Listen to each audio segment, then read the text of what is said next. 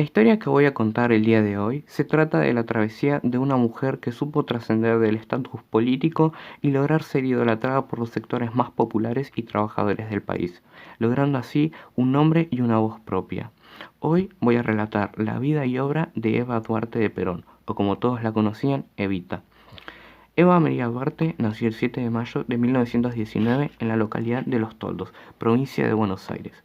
Sus padres fueron Juan Duarte y Juana Ibarguren, quienes concibieron a Eva en el marco de una relación extramatrimonial.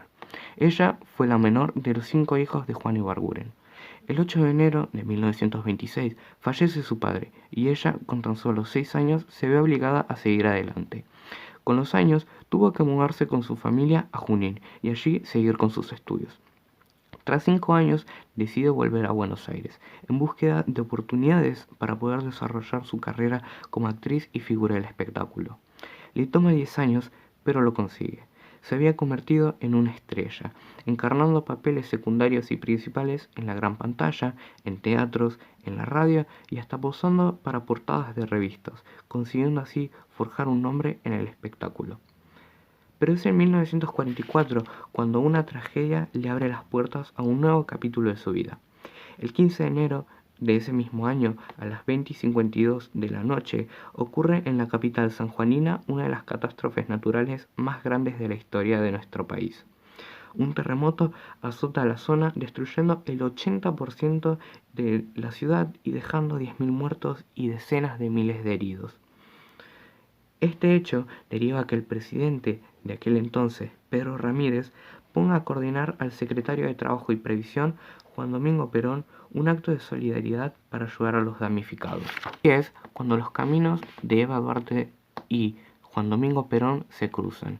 Ella formó parte del acto que se llevó a cabo el 22 de enero de 1944 y esa noche se conocieron. Se estima que un mes después se mudan juntos.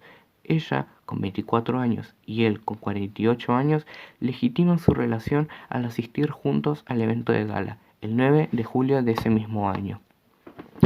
Luego de que el 13 de octubre de 1945 Juan Domingo Perón sea encarcelado en la isla Martín García, Evita se vio en la obligación de tomar la batuta del movimiento obrero, logrando así sacar a relucir sus dotes de acercamiento con las masas. Gracias a su conexión con el pueblo, el 17 de octubre de ese año, los obreros de toda la provincia se movilizaron para exigir la libertad de quien tanto les había ayudado. Tras esta insurgencia, el gobierno de aquel entonces, comandado por Farrell, decidió liberarlo y, sin más opción, pautó una fecha de elecciones. Perón se presentó a esas mismas elecciones presidenciales de 1946 con la fórmula de Perón-Quijano. Evita lo acompañó en los actos públicos, repartiendo insignias y entrando en contacto con la gente. Esto llevó a que muchas personas creyeran que el triunfo y la popularidad de Perón era en parte por el acercamiento que tenía Evita con el pueblo. Tras la rotunda victoria de su esposo, todos creían que ella iba a resguardarse en su posición de primera dama y que iba a mantener el perfil más discreto, como era común para las mujeres que ocupaban ese puesto por aquel entonces. Pero Evita no desistía.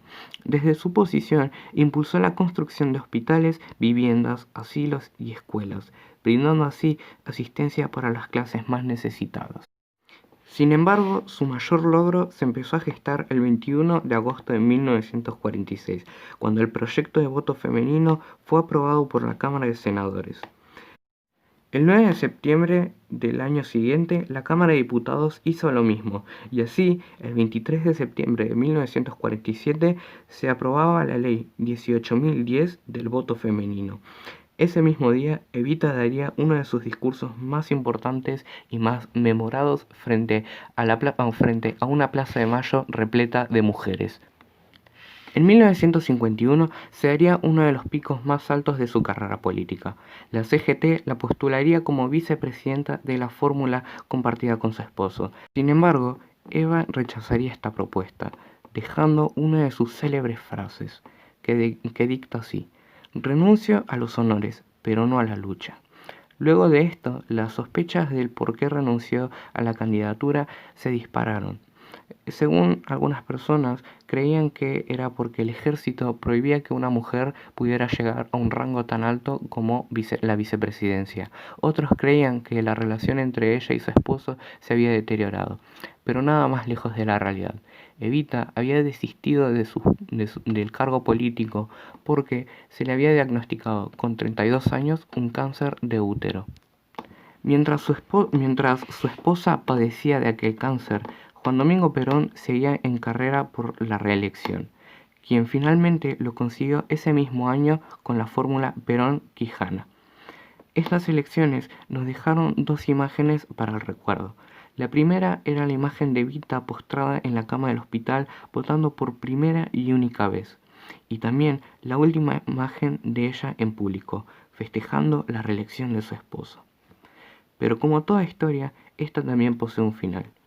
Eva María Duarte de Perón fallece el 26 de julio de 1952 a los 33 años, a causa del cáncer que padeció. Amada por muchos y odiada por otros, dejó atrás un legado impresionante que le permitió escribir su nombre en las páginas doradas de la historia argentina, quien, siendo mujer en aquella época, supo ponerse a la par del máximo mandatario y ayudar a quienes más lo merecían. Esa fue la historia de Eva Duarte de Perón.